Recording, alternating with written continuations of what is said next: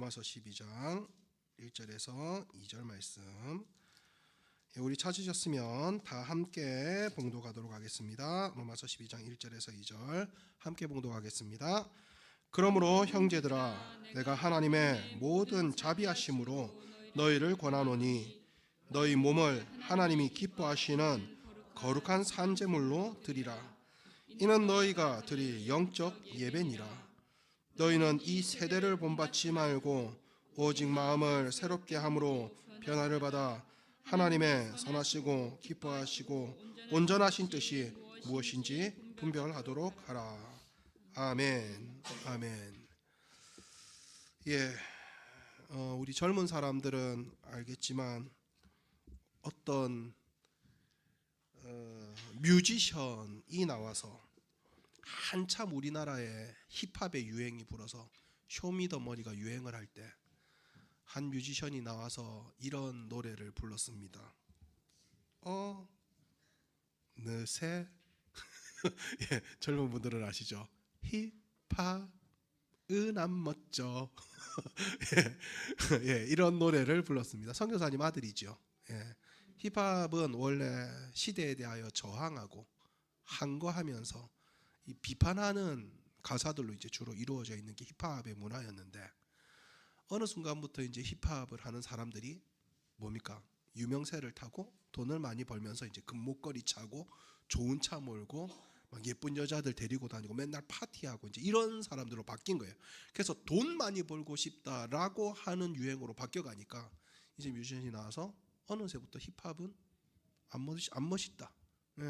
우리는 돈보다는 사랑이고, 그리고 뭡니까? 명품보다는 동묘의 할머니 할아버지 패션. 이제 보통 이제 이런 가사를 냈어요.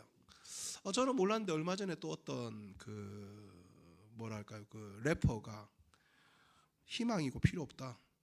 난 돈 벌려고 산다. 뭐 철학 필요 없다. 난 돈이 최고다. 돈만 있으면 다 된다. 라고 하는 이제 또 그 노래를 또 비판하는 노래를 냈더라고요. 여러분, 시대가 계속해서 변해갑니다. 심지어 이제 그 개인의 자산만으로 천조를 향해서 나가는 사람이 한 명 있죠. 일론 머스크입니다. 여러분, 일론 머스크가 2028년이 되면 무슨 일이 있을 거라고 얘기한 줄 압니까? 2028년이 되면 돈이 사라질 것이다 라고 얘기를 했습니다. 이제 은행에 넣어놓는 돈은 아무런 의미가 없을 것이다. 여러분, 이걸 누구하고 얘기했냐면 그 아랍의 어마어마한 재벌과 둘이 얘기하면서 앞으로 미래는 이렇게 될 것이다 라고 얘기를 했어요. 왜 그렇게 얘기했냐면 일론 머스크가 2002년에 앞으로 10년이 있으면 앞으로 이제 10년이 지나면 내연기관 자동차들이 사라질 것이다. 전기로 가는 자동차들이 이 땅에 나올 것이다 라고 얘기를 했어요. 그때 뭐 폭스바겐도 그렇고 이 인류 자동차들이 다 비웃었습니다. 미쳤구나. 석유를 대체할 수 있고 그냥 전기 배터리로 가는 장난감이나 만들어라고 온 세계가 비웃었습니다. 그런데 딱 지금 이제 10년이 지나고 20년이 지났구나. 지금 어떻습니까? 전기차가 내연기관차를 앞질렀습니다. 그리고 2010년도에 민간인이 우주선을 만들어서 해외 이제 우주 여행을 하는 날이 올 것이다라고 얘기했습니다. 이거 제일 비웃었던 데가 어디냐면 나사였습니다. 나사가 미쳤구나. 민간 기업이 어떻게 우주선을 만드냐? 그러면서 또 비웃었던 러시아입니다. 민간 기업이 우주선을 날린다고 웃기고 있네. 여러분, 근데 아시죠? 스페이스X. 그리고 우주선이 날아갔다가 날아간 대로 다시 착륙을 제대로 했습니다. 여러분, 이제 조금 있으면 이제 민간 우주선이 날아갈 때가 있겠죠. 그러니 이제 이 사람의 말이 심상치가 않습니다. 2028년이 되면 화폐가 가치를 잃게 될 것이다. 여러분, 이제 이유가 뭐냐 하면 모든 생산을 로봇가 한다는 거예요. 이제는 AI와 로봇가 하기 때문에 인간은 노동의 시간이 정해져 있지만 로봇은 노동의 시간이 정해져 있지 않다. 24시간 365일 계속해서 재화를 생산해낼 것이다. 그러면 물건이 어마어마하게 나오기 때문에 재화의 가치가 뭐예요? 떨어진다는 겁니다. 이제는 물건이 엄청나게 나오기 때문에 물량이 쏟아지기 때문에 이제는 돈을 가지고 있는 게 큰 의미가 없을 것이다. 그럼 2028년에는 무엇이 재화의 가치를 가지느냐? 여러분 생각해 보세요. 2028년 무엇이 재화의 가치를 가질까요? 네? 에너지입니다. 에너지가 돈이 되는 세상이 올 것이다. 그래서 너희 집 전기 얼마나 생산하니? 너희 집 전기 얼마나 가지고 있니? 왜냐하면 전기차, 왜냐하면 모든 만들어진 생산품들이 전기로 움직일 거기 때문에 전기를 가진 나라가, 전기를 많이 품을 수 있고 전기를 많이 이용해서 생산된 무언가가 가치를 가지는 시대가 올 것이다. 그래서 일론 머스크가 겁나게 사들이는 게 있습니다. 비트코인입니다. 왜요? 비트코인, 원 비트코인이 생산되는데 어마어마한 전기가 들거든요. 이게 자기가 비트코인을 사는 이유랍니다. 여러분 이제 그렇다면 시대가 이렇게 변해간다는 거예요. 그럼 이제 우리는 어떻게 변해야 합니까? 목사님의 설교 들으니까 비트코인을 사야 되겠군요. 우리 집 건물 옥상에다가 태양광을 설치해야 되겠군요. 여러분 이런 변화를 우리가 이제 추구해야 합니까? 여러분 변화는요, 이런 시대의 변화는 그렇게 읽어낼 수 있지만요, 실질적인 참 변화는 인간의 의지에서 시작되지 않습니다. 여러분 우리가 이제 오늘의 설교 제목이 변화를 위한 노력입니다. 여러분 제가 앞으로도 많이 변해야 하지만 제가 지금 아내와 연애할 때를 생각해 보면 지금 돌이켜봐도 참 부끄러웠던 순간이 되게 많습니다. 왜냐하면 성격이 많이 다듬어지지 않았을 때거든요. 그래서 저는 저희 아내와 특히 결혼을 하고 어마어마하게 싸웠습니다. 우리 가정이 과연 행복하게 지속될 수 있을까라는 생각을 할 정도로. 그래서 신혼이었던 전도사 때 당시 담임 목사님이 저희 집에 신방을 오셨다가 저희 둘이 서로를 대하는 걸 보고요, 전도사임에도 불구하고 담임 목사님이 이 가정은 오래 가지 못할 수도 있겠다 라고 생각했답니다. 이 부부 관계는 오래 가지 못할 수도 있겠다. 왜냐하면 둘 다 지기 싫어하는 성격이거든요. 둘 다 양보가 없었습니다. 그냥 끝까지 그냥 정말 안 헤어지는 게 신기할 정도로 그냥 싸우면 불과 불이 만나니까 불꽃이 튀는 거죠. 지금까지 함께 살아오고 있습니다. 애도 셋이나 낳고. 이유가 뭘까? 너무 많이 싸워가지고 이제 싸움이 질려가지고. 아닙니다 여러분. 건망증이 심해가지고 싸우고 나면 그 다음날 잊어버려가지고. 아닙니다 여러분. 저 의외로 뒤끝 되게 많은 사람입니다. 저 속상했던 거 안 잊어버립니다. 다 기억하고 꿍하고 있습니다 여러분. 여러분 그럼에도 불구하고 여기까지 올 수 있었던 이유는 분명히 있습니다. 서로가 변화를 위한 노력을 했었기 때문입니다. 이대로는 우리 안 된다. 이대로 가면 끝이 안 좋을 수밖에 없다. 우리 서로 변화를 위해서 노력을 하자. 이렇게 생겨먹은 걸 어쩔 거냐. 난 계속 이렇게 살아왔다. 나 건드릴 생각하지 마라. 이 상태 어떻게 잘하란 말이냐. 너는 내대로 살고 나는 나대로 살고. 여러분 싸울 때 이런 말을 많이 하긴 했지만 진짜로 그 말대로 하지는 않았습니다. 선배 목사님 찾아가서 상담하고 어떻게 하면 더 나은 부부 생활을 할 수 있을까? 어떻게 하면 더 나은 남편이 될 수 있을까? 어떻게 하면 더 나은 아내가 될 수 있을까? 내 말의 실수는 뭐였을까? 그리고 내 눈빛의 문제는 뭐였을까? 어떻게 하면 더 나은 부모가 될까? 책 보고 공부하고 상담하고 노력하고 부끄럽지만 우리의 삶을 이야기하고 그래서 사람들의 조언을 얻고 그래서 요 좋은 대로 한번 해볼까? 해보기도 하고요. 여러분 정말 애썼습니다. 저만 애쓴 게 아니라요. 아내도 애썼습니다. 아내만 애쓴 게 아니라 아이들도 애썼고요. 서로가 변화를 향한 노력을 했었기 때문에 여기까지 온 것 아닌가라고 생각합니다. 여러분 우리는 여기서 중요한 질문을 던져야 합니다. 더 나은 나라, 더 나은 삶, 더 나은 사람, 더 나은 부모, 더 나은 자녀, 더 나은 사람이 되기 위한 노력이 어디에서부터 시작되었냐라는 겁니다. 여러분 우리 장로교회의 교리의 표준 문서가 되는 이 개혁주의 신학의 뿌리인 칼빈은요 분명히 말합니다. 인간은 본성적으로 변화하고 싶어 하지 않는다. 인간의 전적으로 타락한 인간은 스스로 고치려고 하는 마음을 가지지 않는다 라는 거예요. 그래서 이 전적으로 타락한 인간은 싸우고 정당화하고 남을 바꾸려고 하지 자신을 바꾸려고 하지 않는다는 거예요. 교회가 타락했어, 우리 남편이 타락했어, 저 사람 때문이야, 이 사람 때문이야, 남들은 다 안 그런데 왜 우리 집 애들은 이렇습니까? 남을 바꾸려고 하지 절대로 자기를 바꾸려고 하지 않는다는 겁니다. 자기를 바꿔야 되는 순간이 오면 뭐 내가 어렸을 때 상처가 많아서 그래요, 아니면 뭐 왕따를 당해서 그래요, 아니면 옛날에 많이 맞아서 그래요, 이러면서 합리화를 하고 정당화를 하지, 남을 바꾸려고 하는 것이, 자기는 바뀌지 않으려고 하는 것이, 본성적으로 변화하고 싶어 하지 않는 것이 인간의 본성이다. 여러분, 이게 기독교 강요의 칼빈이 말하는 겁니다. 그런데 어느 순간 이렇게 더 이상 살 수는 없겠다, 이렇게 싸우는 건 옳지 않다, 내 삶이 이렇게 계속 사는 건 아닌 것 같다라는 마음이 생긴 겁니다.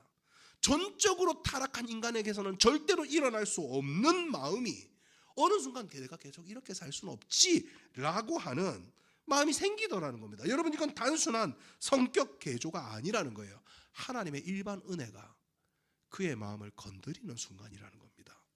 하나님의 은혜가 그 마음을 건드렸다라는 거죠. 여러분, 그때부터 인간은요, 변화에 대한 의지가 발동한다는 겁니다. 전적으로 타락한 인간은 스스로 변하기를 원하지 않지만 하나님의 일반적인 은혜가 그 심령을 건드리기 시작하면 내가 이렇게 계속 살아가서는 안 되겠다라는 의지가 발동하는데, 문제는 그 다음부터입니다. 이때부터 칼빈은 파각이라는 단어를 씁니다. 변화의 의지가 생기면 그때부터 고통이 동반한다는 겁니다. 파각 뭔지 아시죠? 은혜야, 파각이 뭐지? 변화할 때는 파각 이러면서 변화. 병아리가 알 속에서 껍질을 깨는 것, 이게 파각입니다. 변화의 의지가 생기면 그 다음부터는 파각이 동반한다는 거예요. 병아리를 생각해 봅시다. 알 속에서 28일을 있어요. 그 따뜻한 온실, 그 안은 안전하고 따뜻합니다. 그런데 문제는 그 안에 계속 있으면 28일이 지나도 그 달걀 안에 계속 있으면요, 죽어요. 예, 달걀의 그 병아리가 태어나지 않습니다. 그런데 그 안에 머물면 죽는다라는 걸 알기 때문에 병아리가 그 안에서 뭐 하는 거예요? 겉에 병아리 껍질을 부리로 찍는 겁니다. 그런데 이 부리는 아직 산소와 닿지 않았기 때문에 부리가 연글지 않았어요. 딱딱하지 않아요. 근데 이 뭡니까? 계란 껍질은 딱딱해요. 근데 안에서부터 계속 쪼는 겁니다. 계속 살려고. 이 파각은 엄청난 고통을 당시에 동반한다는 거죠. 파각을 하려면요, 밖에서 사람이 껍질을 깨주는 경우도 있어요. 그걸 인공파각이라 그럽니다. 그런데 인공파각을 하면 성공률이 20%밖에 안 됩니다. 인공파각을 해서 태어난 병아리들은 절반은 장애를 가지거나 일찍 죽는답니다. 왜냐하면 고통 없이 얻은 변화는 생명을 지탱할 힘이 없기 때문이죠. 여러분, 성화도 마찬가지입니다. 하나님은 우리의 변화의 의지를 은혜로 주십니다. 그래서 성화는 은혜예요. 하나님의 은혜로 내가 변화해야 되겠다는 의지가 발동되면 그 의지는 그 다음부터 무엇을 수반하냐면 고통을 수반합니다. 힘듦을 수반합니다. 여러분, 그래서 성화는 고통스러워요. 내 성격을 참아야 됩니다. 습관을 고쳐야 됩니다. 말투를 절제해야 됩니다. 생각을 바꿔야 하고 시간을 투자해야 하고 노력을 해야 되고 공부를 해야 됩니다. 그런데 이 고통은 심판의 고통이 아니라 하나님의 아들 예수 그리스도의 형상을 닮아가게끔 하기 위한 고통인 거죠. 새로운 나라, 새로운 세상 속으로 나오게 하게끔 하는 고통입니다.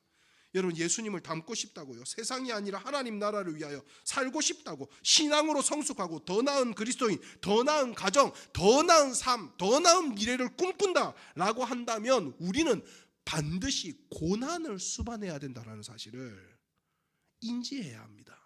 고통을 감당해야 된다는 사실을 알아야 합니다. 내년에는 내가 신앙으로 더욱더 성숙해져야지, 내년에는 우리 가정을 더욱더 행복한 가정이 되도록 노력해야지라고 하면 당신이 조금 더 고난받을 각오를 해야 한다, 이 말입니다. 오늘날 그리스도인들의 가장 큰 오류와 믿음의 위험은 고난이 싫어 변화를 기대하지 않는다라는 겁니다. 이제 고난받기 싫어요. 더 이상 고난받기 싫어요. 그래서 굳이 왜 변화해야 돼요? 난 이대로 살래요. 그러니 그 안에 은혜의 감동이 없는 겁니다. 은혜는 변화와 성장을 요구하는데 내가 고난이 싫으니 변화를 거부하는 겁니다. 그래서 익숙해지는 건 뭐냐면 탓입니다. 더 나은 사람됨을 포기하는 모든 합리화 탓입니다. 우리 집에 돈이 없어서, 우리 아빠 때문에, 우리 엄마 때문에, 누구 때문에, 남편 때문에, 아내 때문에, 애들 때문에 여러분 탓을 합니다. 환경 때문에, 좋은 대학을 못 나와서. 하나님은 변화와 성숙을 위해서 전적으로 타락하고 탓을 하고 남을 바꾸려고 했던 우리 마음을 건드리신 후에 변화를 위해서 고난과 고통을 수반한 모델을 제시한 거예요. 바로 십자가입니다. 십자가가 없으면 영광도 없다. 그런데 오늘날 교회와 오늘날 그리스도인들은 십자가를 싫어합니다. 고통스러울 거라고 생각하거든요. 여러분, 그래서 우리에게 있어서 변화의 기준은 오직 한 분입니다. 예수 그리스도지요. 그분은 세상을 변화시키기 위해서 오셨습니다. 세상만 변화시켰습니까? 아닙니다, 여러분. 한 사람 한 사람, 심지어는 주 영범을 변화시키고자 오신 분입니다. 주 영범을 변화시키기 위해 그분이 수반한 고통이 십자가입니다. 그러면 주 영범이 변하고 싶다면, 주 영범이 그분을 닮아 변하고 싶다면, 그분을 닮아 살고 싶다면 주 영범도 반드시 동반해야 할 게 있습니다. 고난과 십자가입니다. 여러분, 삶에서 긍정적 변화에 실패한 수많은 사람들이 종종 이렇게 말합니다. 나처럼만 살지 마라. 나처럼만 하지 마라. 아빠처럼만 되지 마라. 저 사람처럼만 되지 마라. 이런 말 가끔 합니다. 어떤 사람, 어떤 목사님 어떻게 하면 개척교회를 좀 잘할 수 있습니까? 라고 물으니까 나처럼만 안 하면 된다 라고 얘기하신 목사님도 있습니다. 긍정적 변화에 실패한 수많은 사람들의 이야기입니다. 여러분, 그러나 성경은, 하나님의 말씀은 누구처럼 되지 마라 이렇게 말하지 않습니다. 오히려 성경은 예수님처럼 변해가라 라고 말을 하죠. 누구처럼 닮아가라, 누구처럼 변해가라 라고 말을 하지 누구처럼 되지 마라 이렇게 말하지 않아요. 예수님을 닮지 않았던 사람들의 말로가 어떻느냐를 보여줄지언정 이 사람처럼 되지 마 이렇게 말하지 않아요. 여러분, 그래서 우리가 에베소서 4장을 한번 살펴봅시다. 에베소서 4장 17절에서 24절입니다. 사도 바울이 당시에 에베소 교회 성도들에게 한 말입니다. 우리 함께 한번 읽어보겠습니다. 17절부터 24절까지 함께 읽습니다. 시작. 그러므로 내가 이것을 말하며 주 안에서 증언하노니 이제부터 너희는 이방인이 그 마음에 허망한 것으로 행한 것 같이 행하지 말라. 그들의 총명이 어두워지고 그들 가운데 있는 무지함과 그들의 마음이 굳어짐으로 말미암아 하나님의 생명에서 떠나 있도다. 그들이 감각 없는 자가 되어 자신을 방탕에 방임하여 모든 더러운 것을 욕심으로 행하되 오직 너희는 그리스도를 그같이 배우지 아니하였느니라. 진리가 예수 안에 있는 것 같이 너희가 참으로 그에게서 듣고 또한 그 안에서 가르침을 받았을진데 너희는 유혹의 욕심을 따라 썩어져가는 구습을 따르는 옛사람을 벗어버리고 오직 너희 심령이 새롭게 되어 하나님을 따라 의와 진리의 거룩함을 지으심을 받은 새 사람을 입으라 라고 이야기하는 거예요. 예수님처럼 변하라 이 말입니다. 예수님으로 새 사람을 입어라 이 말입니다. 그래서 24절은 분명히 말합니다. 하나님을 따라 의와 진리의 거룩함으로 지으심을 받은 새 사람을 입어라. 여러분, 여기 새 사람이 누굽니까? 우리는 알죠. 예수 그리스도입니다. 여러분, 그러면 새 사람을 입는다라는 것은 예수님을 흉내를 내면서 살아라 이 말입니까?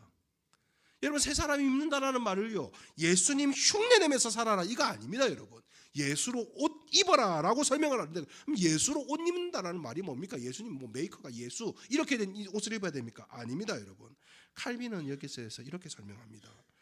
그리스도와의 연합은 모든 성화의 근원이다. 여러분, 이게 무슨 뜻이냐면 변화는 내가 예수님처럼 살아봐야 되겠다는 의지가 아니라 그리스도께서 나를 덮으시도록 내어드리는 것이다 라는 말을 했어요. 내가 예수님처럼 한번 살아보겠어. 2026년은 예수님처럼 한번 살아보겠어. 여러분, 이거는 의지의 발동인데 이게 성화가 아니라는 거예요.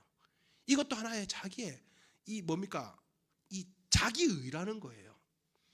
오히려 성경이 말하는 예수님으로 옷 입는다라는 것은 그리스도께서 나를 덮으시도록 오히려 나 자신을 내어드리는 것, 의지를 발동시키는 게 아니라 나의 연약함과 나의 의지를 오히려 주님 앞에 내어드리는 것, 나의 의를 못 박는 것, 나의 옳음과 나의 잘남과 나의 공로와 나의 생각과 내가 그래도 이 정도는 좀 하지 않습니까? 라고 하는 그 모든 것들을 십자가에 못 박아서 내가 아무것도 아닌 인간이라는 걸 자각하는 것. 여러분, 이게 예수 그리스도로 옷 입는 것이다 라고 말한 거죠. 오늘날 고집이 세워지고 긍정적 변화에서 그리스도인들이 날마다 멀어지고 있는 이유는, 교회가 열매 맺지 못하는 이유는 자기 의를 못 박는 십자가가 사라졌기 때문입니다. 사람들이 자기 죄는 잘 못 박습니다. 하나님 이것도 잘못했고요, 저것도 잘못했고요, 이것도 잘못했어요, 이거 잘못했어요. 자기 죄는 잘 못 박습니다. 왜냐하면 내 마음의 평화를 얻어야 하니까요. 하지만 자기 의를 못 박을 때는 기분 나빠합니다. 그게 예수님이 돌아가신 이유입니다. 바리새인의 의와 사두개인들의 의를 건드렸거든요. 그러니 예수님을 못 박아 죽여라, 예수님이 없어져야 된다라고 생각한 거예요. 더 이상 예수 그리스도로 옷 입지 않는 겁니다. 삶의 문제를 해결받기 위해서 예수의 이름을 부르는 일에는 열광하지만 더 나은 사람, 더 나은 그리스도인, 자기 의, 자기 옳음, 자기 정의, 자기 고집을 못 박는 사람은 갈수록 교회 안에서 사라지는 것. 여러분, 이것이 교회에서 열매가 맺히지 않는 이유 중에 하나 아니겠습니까? 그래서 오늘은 이 한 해의 마지막 예배에서 말씀을 이렇게 전하고자 합니다. 유혹의 욕심을 따라 썩어져가는 옛사람을 버리는 것이 변화를 위한 첫 번째 노력 중에 하나입니다. 옛사람을 벗어야 하는 이유는 하나입니다. 17절에서 19절이 말하듯 옛사람을 따라가면 마음이 허망해지기 때문입니다. 애써도 마음이 허망해지기 때문입니다. 허망하다라는 것은 열심히 살지만 방향이 없는 겁니다. 열심히 공부하지만 방향이 없는 겁니다. 열심히 돈 벌지만 방향이 없는 겁니다. 막연하게 일론 머스크만 부러워지는 겁니다. 여러분, 이것이 방향이 없는 열심입니다. 바다 위에 배가 떠 있다고 다 항해하는 것은 아니지요. 어떤 배는 항해를 하고 어떤 배는 표류를 합니다. 겉으로 보면 다 움직이고 다 물 위에 떠 있는 배 같은데, 방향을 정확하게 가지고 있는 배를 향해서 우리는 항해를 하고 있다라고 말하고, 방향 없이 그냥 여기저기 떠다니는 배를 표류하고 있다라고 말합니다. 내가 지금 방향을 가지고 가고 있는지, 아니면 어떤 물결에 의하여 떠밀려 가고 있는지, 예수님을 믿으면서도 세상이 가는 방향으로 그냥 흘러가는 것에 대하여 에베소서 기자는 허망하다, 인생을 허망하게 살아가고 있다라고 말하는 겁니다. 그럼에도 불구하고 우리는 예수 그리스도를 그렇게 배우지 않았지 않느냐. 예수 그리스도의 방향성을 두고 살아가면 그것이 우리의 삶의 항해다, 옛사람을 벗어버리는 길이다 라고 말하는 거죠. 여러분, 사실 우리가 예수 그리스도로 덧입는 것, 예수 그리스도 옷으로 새 옷을 입는 것, 이것만이 우리의 긍정적인 변화를 이끌어낼 수 있는 겁니다. 여러분, 변화 중에도 가짜 변화들이 있습니다. 변질입니다. 변질을 변화라고 얘기해서는 안 됩니다. 변질은 원래의 모습을 잃어버린 게 변질입니다. 원래 주영범이 이게 아닌데 이상한 주영범으로 살아가고 있으면, 하나님은 주영범을 이렇게 만들어놨는데 이렇게 안 살고 이상한 거 따라가다가 이상하게 돼 있으면 변질입니다. 여러분, 변장도 있어요. 주영범은 변하지 않았는데 얼굴에 뭘 한 거예요? 다른 사람의 얼굴이나 다른 인생을 붙여버린 겁니다. 변장입니다. 제가 예수님 흉내 내지 마라 그랬잖아요. 우리는 예수님 흉내로 예수님으로 변장할 수 있는 인간들입니다. 여러분, 예수님을 닮아간다는 건 예수님으로 변장한다는 말이 아니에요. 여러분, 그리고 변이가 있습니다. 변이는요, 나는 이 방향으로 변하고 싶었는데 이 방향으로 안 변하고 이 방향으로 변해버린 거예요. 그걸 변이라 그럽니다. 돌연변이요. 여러분, 성경이 말하는 변화는요, 변질을 원하지도 않고요, 변장을 원하지도 않고요, 변이를 원하지도 않습니다. 질적인 변화입니다. 본질이 변하는 겁니다. 본질이 변하는 게 아니라 물이 포도주로 변했듯이, 그냥 예수 그리스도의 말씀 한마디에 삶이 완전히 바뀌는 것, 그 존재 자체가 달라지는 것, 이것을 어떻게 인간이 만들어낼 수 있는가? 인간은 만들어낼 수 없다라는 것이죠. 오직 성령의 역사, 우리 교회의 단어로 하나님의 은혜로만이 가능하다. 그래서 칼빈은 기독교 강요에서 말합니다. 성화는 은혜이지만 은혜는 우리를 게으르게 만들지 않는다. 여러분, 우리가 은혜가 값없이 주어지는 거라고 알기 때문에 하나님의 은혜를 받으면 내가 가만히 있어도 저절로 예수님을 닮아가고, 하나님의 은혜 때문에 갑자기 내 삶이 하나하나 그냥 주님을 닮아서 기쁨과 평안이 막 넘치고 찬양하고 감사합니다, 이런 삶을 빨리 주십시오라고 말하지만, 칼빈은 하나님의 은혜가 주어지면 너는 절대로 게으르게 살 수 없다. 은혜는 결코 우리를 게으르게 만들지 않는다. 성화는 값없이 주어지지만 가만히 있어도 저절로 나은 그리스도인이 되는 게 아니라 이 말입니다. 은혜로 주어진 성화는 우리를 움직이게 만든다라는 겁니다. 은혜로 주어진 성화는 우리가 고난을 향하여, 어려움을 향하여, 고통을 향하여 하나님 앞에 올바른 그리스도를 닮아가는 변화를 위하여 오히려 적극적으로 게으름을 거부하고 부지런하게 달려가게 한다, 이 말이지요. 2025년 어떻습니까? 나의 믿음과 나의 신앙은 더 나은 그리스도인이 되어가는 것에 있어서 게을러진 것 같은가? 아니면 부지런해진 것 같은가? 아니면 흘러가는 대로 흘러가는 표류하는 배와 같은가? 탓과 합리화가 나를 십자가의 자리에서 멀어지게 하고 있는 것은 아닌지 우리가 이 한 해의 끝에서 돌아보면 좋겠습니다.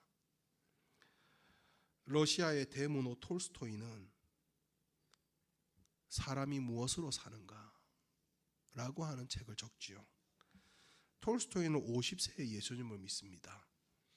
자기 마음대로 삶을 살다가 50세에 예수님을 믿게 되고 55세에 자신에게 일어난 삶의 변화에 대하여 이렇게 고백합니다. 5년 전 예수님을 믿은 나는 이전에 그렇게도 원하던 것을 원하지 않게 되었고, 이전에 그렇게 도망다니던 것을 원하게 되었다. 예수님을 믿고 나니까 예수님 믿기 전에 그렇게 원했던 것, 돈이든 인기든 명예든 무엇이든 그걸 이제는 원하지 않게 되었고, 내가 예전에 나 진짜 이렇게 살기 싫어, 나 가난한 사람들과 나눠주고 사랑하면서 희생하면서 봉사하면서 그렇게 고난과 고통 이렇게 살기 싫어 라고 했던 그 삶은 오히려 예수님을 믿고 나서 원하게 되었다.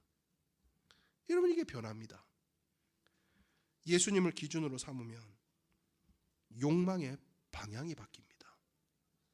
소망의 방향이 바뀌죠. 선택의 기준이 달라집니다. 시간을 사용하는 기준이 달라집니다.